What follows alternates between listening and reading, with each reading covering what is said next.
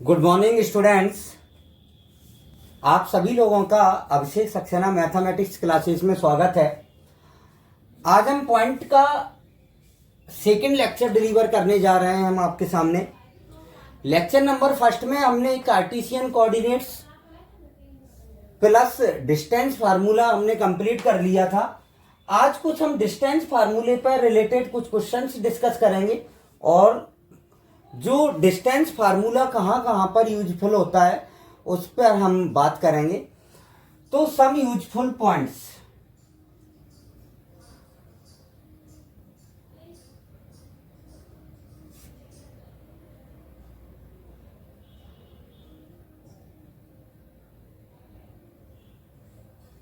सम useful points. अब distance फार्मूले पर आपका जनरली एक तो क्वेश्चन पुट अप होता है कि 2 पॉइंट्स की डिस्टेंस फाइंड आउट कीजिए। आप सीधा जो हमने पिछले लेक्चर में पढ़ा था, √(x2 - x1) का whole square plus y2 - y1 का होल स्क्वायर। और कहां पर इसका यूज होगा? एक तो 2 पॉइंट्स के बीच का डिस्टेंस निकालने के लिए, और डिस्टेंस फार्मूला यूज होता है आपका जैसे आपको किसी क्वेश्चंस में 4 पॉइंट्स गिवन है। कितने पॉइंट्स गिवन है? 4 पॉइंट्स। इसमें आता है फर्स्ट नंबर पर, इफ 4 पॉइंट्स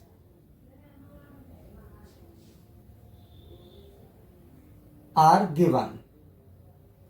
अगर 4 पॉइंट्स आपको गिवन है तो क्वेश्चन पुटअप होगा आपका कि इन 4 पॉइंट्स से मिलाने पर आपका क्या बनेगा। क्या मतलब इस क्वेश्चन पूछा जाएगा, 4 ऑप्शन होंगे। 4 पॉइंट्स किसके वर्टाइसेस हैं, किसके सीड्स हैं सबसे।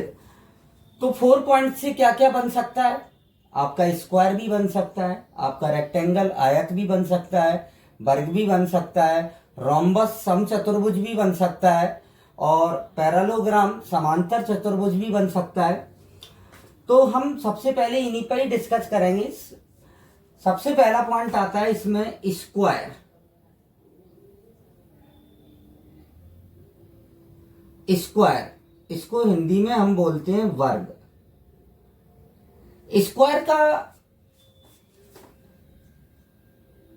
स्क्वायर की प्रॉपर्टीज क्या होती है? सभी स्टूडेंट ध्यान से सुनेंगे। स्क्वायर की मतलब जिसकी 4 साइड्स इक्वल हो, 4 साइड्स क्या हो? इक्वल हो, एंड डायगोनल भी इक्वल हो। 4 साइड्स इक्वल होंगी और डायगोनल भी क्या होंगे?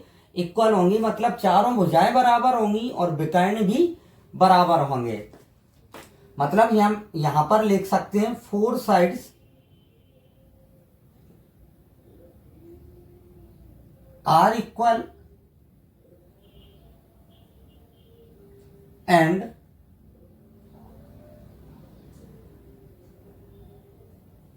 Diagonal also equal.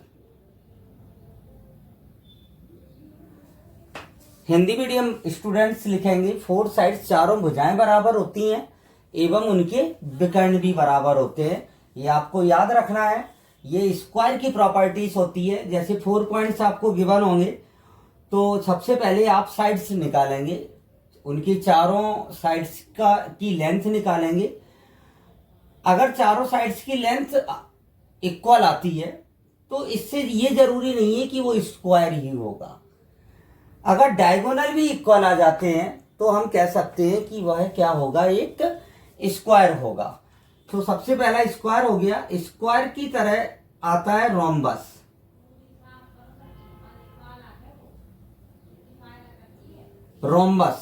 रोम्बस होता है आपका समचतुर्भुज।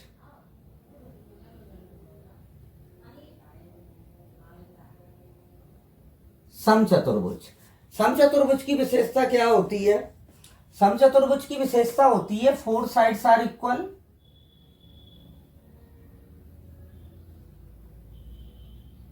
इक्वल, बट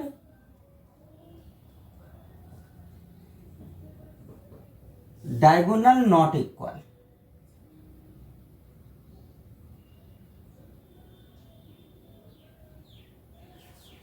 सबसे ज्यादा कंफ्यूजन स्क्वायर और रोम्बस में ही होता है। फोर साइड्स इक्वल आने के बाद स्टूडेंट को ये समझ लगता है कि रोम्बस भी हो सकता है और स्क्वायर भी हो सकता है। तो हमें उस कंडीशन में डायगोनल निकालना है, और डायगोनल अगर इक्वल आ जाते हैं तो वो स्क्वायर होगा, और रोम्बस के लिए डायगोनल इक्वल नहीं होते हैं। सो नेक्स्ट आता है आपका रेक्टेंगल। रेक्टेंगल को हिंदी में हम आयत बोलते हैं। आयत की definition, two side opposite sides are equal. Opposite sides जो होंगी, आमने सामने की जो भुजाएं होंगी वो कैसी होंगी, बराबर होंगी। मतलब opposite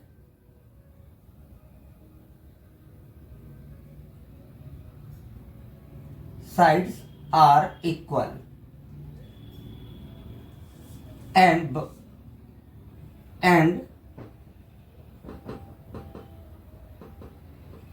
diagonal also equal। Diagonal also equal, बता दूं मैं आपको, आमने सामने की भुजाएं एक तो बराबर होती हैं और दूसरा विकर्ण भी बराबर होते हैं, तो ये क्या होता है, रेक्टेंगल होता है। अब आता है इसके बाद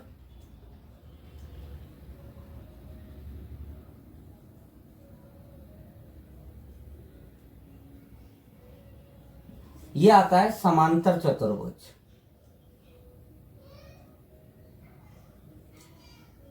पैरालोग्राम, समांतर चतुर्भुज। समांतर चतुर्भुज की विशेषता क्या होती है, अपोजिट साइड्स तो इक्वल होते हैं। स्क्वायर की तरह रोम्बस होता है और रेक्टेंगल की तरह क्या होता है, parallelogram. Opposite sides are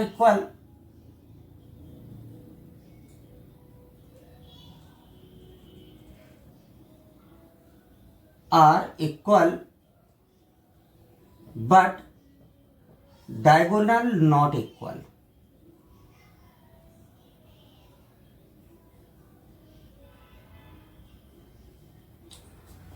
Hindi medium student लिखेंगे पैरालोग्राम के लिए, आमने सामने की भुजाएं बराबर होती हैं परंतु विकर्ण बराबर नहीं होते हैं। ये होता है चारों। इसके बाद एक और आता है ट्रिपेजियम। ट्रिपेजियम का के लिए टू साइड्स पैरेलल होती हैं। टू साइड्स कैसी होती हैं, पैरेलल होती हैं। ट्रिपेजियम के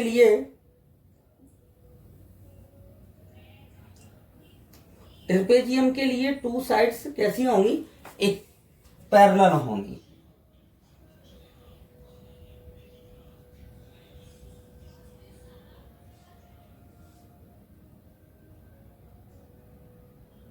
ट्रिपेजियम, इसको बोलते हैं हम सबलंब चतुर्भुज।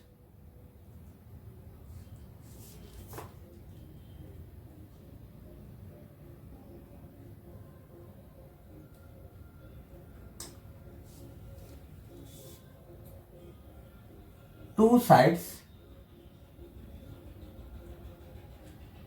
Are parallel.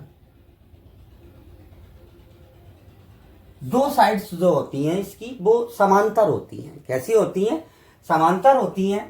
तो ये जब 4 पॉइंट्स गिवन होते हैं हमें, तो क्वेश्चन जो पुटअप होता है वो इसी टाइप से होता है। इनमें आपको 4 पॉइंट्स गिवन होंगे और ये पूछा जाएगा क्वेश्चन में कि ये किसके वर्टाइसेस हैं, ये किसके वर्टाइसेस हैं। तो आपको चेक करना पड़ेगा कि ये स्क्वायर बनेगा, रेक्टेंगल, रोम्बस, पैरालोग्राम, ट्रिपेजियम। इसका तो कम होता है यूज, लेकिन इन चारों का सबसे ज्यादा यूज होता है। अब मैं इनकी कॉमन प्रॉपर्टी आपको बता रहा हूं, इन चारों की। ये नहीं, ट्रिपेजियम नहीं आएगा उसमें।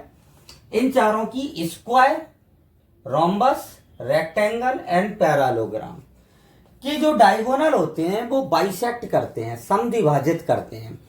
वर्ग, आयत, समांतर चतुर्भुज एवं समचतुर्भुज के विकर्ण आपस में एक दूसरे को क्या करते हैं, समद्विभाजित करते हैं। ये कॉमन प्रॉपर्टी होती है इन चारों की। सो ये आपको याद रखना है, स्टूडेंट नोट भी कर ले कॉपी में। जहाँ भी किसी भी स्टूडेंट को मैंने सभी की आपको हिंदी भी मीनिंग हिंदी में भी बता दिया है और इंग्लिश में भी लिख दिया है बोर्ड पर, तो स्टूडेंट दोनों ही मोड में समझे, जिससे आपकी वोकेब भी अच्छी होगी और इंग्लिश मीडियम बुक भी प्रेफर करने में फ्यूचर में कोई प्रॉब्लम नहीं आएगी तुम्हें आप लोगों को। सो स्क्वायर चारों भुजाएं बराबर होंगी लेकिन और डायगोनल भी बराबर होंगे। समचतुर्भुज चारों भुजाएं बराबर होंगी लेकिन डायगोनल बराबर नहीं होंगे। रेक्टेंगल आयत अपोजिट साइड्स आर इक्वल, आमने सम्मुख भुजाएं बराबर होती हैं परंतु और एवं डायगोनल भी बराबर होते हैं। पैरालोग्राम के लिए आमने सामने की भुजाएं समान होती हैं परंतु डायगोनल समान नहीं होते हैं। और ट्रेपेजियम एक अलग ही होता है जिसकी टू साइड्स पैरेलल होती हैं और उसकी और किसी भी प्रकार का कोई टू साइड्स पैरेलल होती हैं केवल, और इसमें टू साइड्स इक्वल भी होती हैं। टू साइड्स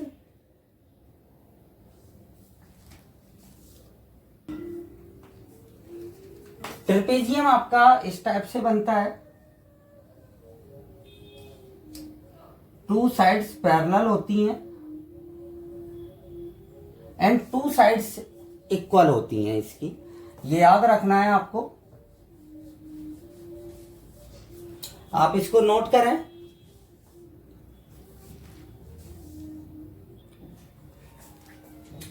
नेक्स्ट नंबर आता है सेकंड नंबर, इफ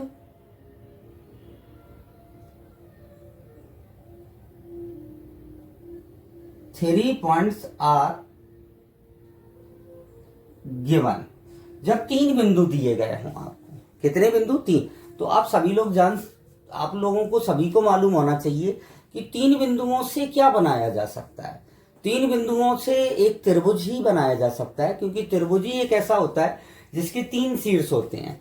तो त्रिभुज, अब त्रिभुज की प्रॉपर्टी आप सभी लोगों को मालूम है, मैं ऑरली आपको बता देता हूं।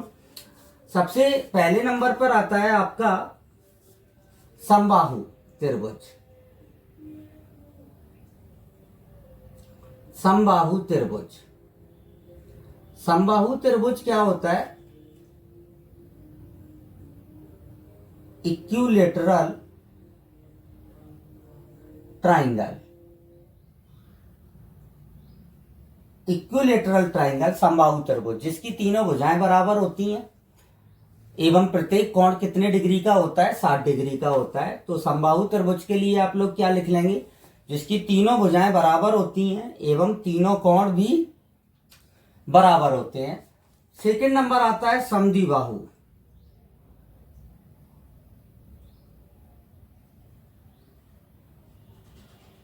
समद्विबाहु त्रिभुज,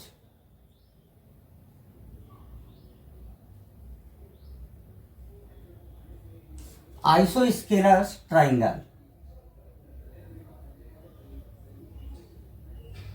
आइसोस्केलस ट्राइंगल क्या होता है? समद्विबाहु त्रिभुज जिसकी दो भुजाएं बराबर होती हैं। कितनी भुजाएं बराबर होती हैं? दो भुजाएं बराबर होती हैं, वो समद्विबाहु त्रिभुज होता है। थर्ड नंबर पर आता है आपका समकोण। समकोण त्रिभुज, समकोण त्रिभुज क्या होता है आपका? Right angle triangle. Right angle triangle, right angle triangle कौन सा होता है? जिसका एक कोण तो 90 डिग्री होता है और एक भुजा का वर्ग अन्य दो भुजाओं के वर्गों के योग के बराबर होता है। आप लोगों ने 10th क्लास में का खूब पढ़ा है पाइथागोरस थ्योरम, जिसमें कर्ण का वर्ग बराबर क्या होता है? लंब का वर्ग प्लस आधार का वर्ग। सो समकोण त्रिभुज के लिए कंडीशन होती है एक कोण तो 90 डिग्री का होगा और एक भुजा का वर्ग अन्य दो भुजाओं के वर्गों के योग के बराबर होता है, तो वो समकोण त्रिभुज हो जाता है। फोर्थ नंबर पे आता है विषमबाहु।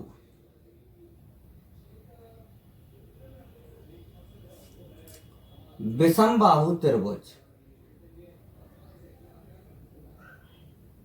Scalene triangle. स्केलन ट्राइंगल क्या होता है? विषमबाहु त्रिभुज जिसकी तीनों भुजाएं असमान होती हैं। तीनों भुजाएं कैसी होती हैं, असमान होती हैं। सो ये ट्रायंगल की प्रॉपर्टीज मैंने आपको बता दी। आपको मैंने 4 पॉइंट्स गिवन होंगे तो मैंने आपको 4 पॉइंट्स के लिए कंडीशन बता दी सारी, और 3 पॉइंट्स का हो गया। अब इसके बाद एक कंडीशन और आती है कॉलिनियरिटी।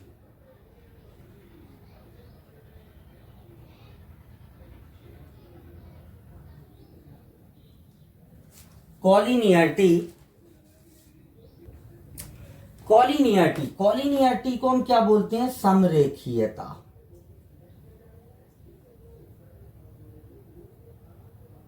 कॉलिनियर पॉइंट्स कौन से होते हैं? समरेखीय बिंदु कौन से होते हैं? जो एक ही रेखा पर स्थित होते हैं, जो एक ही रेखा पर स्थित होते हैं। जैसे ये कोई रेखा है, लाइन है, ये ए पॉइंट है और ये बी पॉइंट है और ये सी पॉइंट है।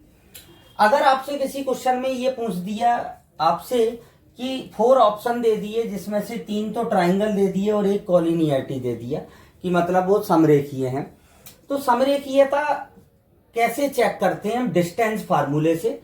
सो आप इसमें देख सकते हैं कि A B plus B C equal to क्या होगा? ए सी होगा। A B plus B C equal to क्या होगा? ए सी होगा। मतलब 2 पॉइंट्स के डिस्टेंस, 2 डिस्टेंस का सम तीसरी डिस्टेंस के क्या होगा? इक्वल होगा। अगर ये कंडीशन फॉलो कर जाते हैं ये तीनों पॉइंट, तो ये कैसे होंगे? समरेखीय होंगे। कैसे होंगे? समरेखीय, एक ही रेखा पर क्या होंगे? स्थित होंगे। सो आज हमने डिस्टेंस फार्मूले पर का यूज देखा है कि डिस्टेंस फार्मूले का यूज हम कहाँ कहाँ किस किस टाइप के क्वेश्चंस में कर सकते हैं। आप इसको नोट करें।